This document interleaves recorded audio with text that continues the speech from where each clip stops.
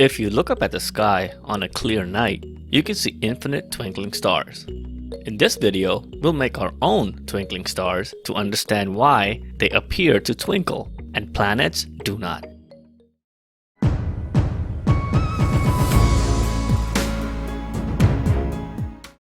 To explain the concept, I took a cardboard box, I painted it black on one side. The idea is to have a light source in the back here, and I'm going to poke holes of different sizes on the box. I'm going to use these screwdrivers of different sizes and needles to poke holes on this black region. Poke vertical lines of same size holes. First row, second, third, increasing size from right to left.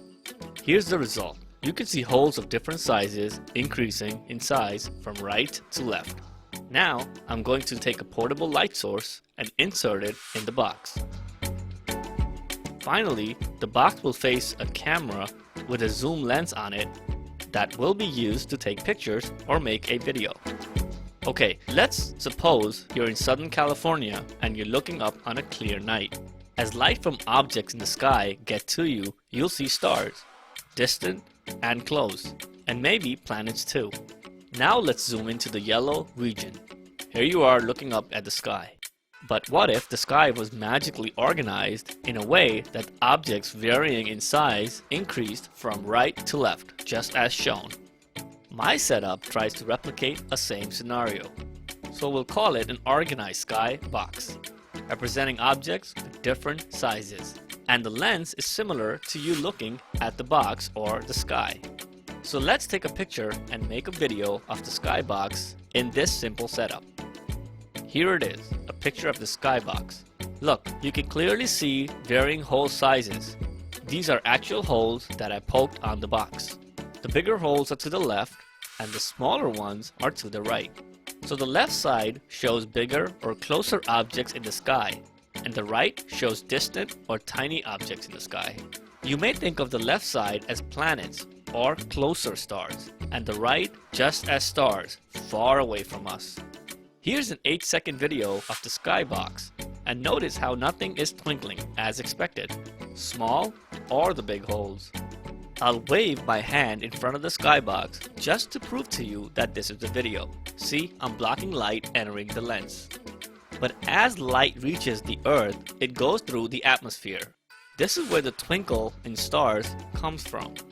So looking up at the sky, when light comes from stars, it passes through the atmosphere.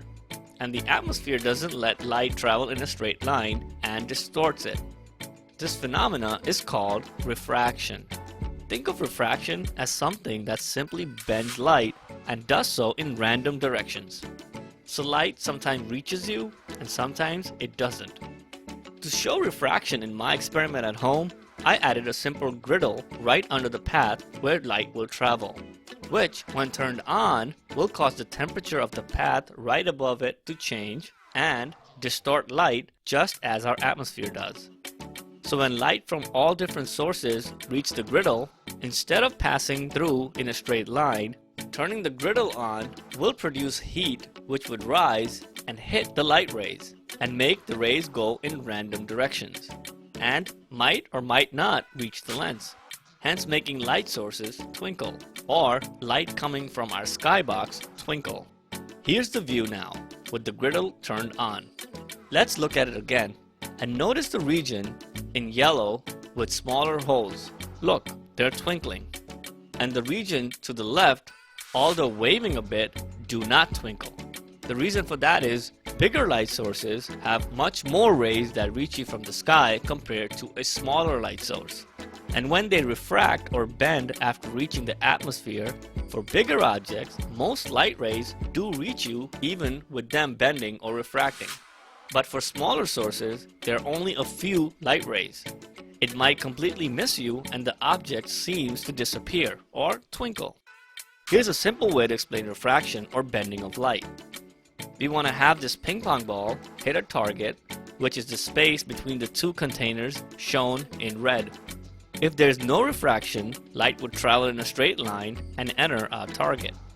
Now I added some kidney beans on the table to distort the path of the ball like this. Now, although the ball is heading towards the target, it bends in random directions and does not make it to the target. Now, if there are a lot more balls, the chances of them hitting the target is a lot better. That's what bigger objects in the sky do, as they have more light coming from them, so you'll always see them even with atmospheric turbulence. Look how bigger objects to the left also deal with refraction, but always stay in view and have a wavy motion, but they don't twinkle. And to the right, the same phenomena makes the smaller holes or the stars twinkle. So now you know why stars appear to twinkle and bigger objects like planets do not. All because of atmospheric turbulence or refraction of light going through it. Thanks for watching another learnability video. Keep on learning.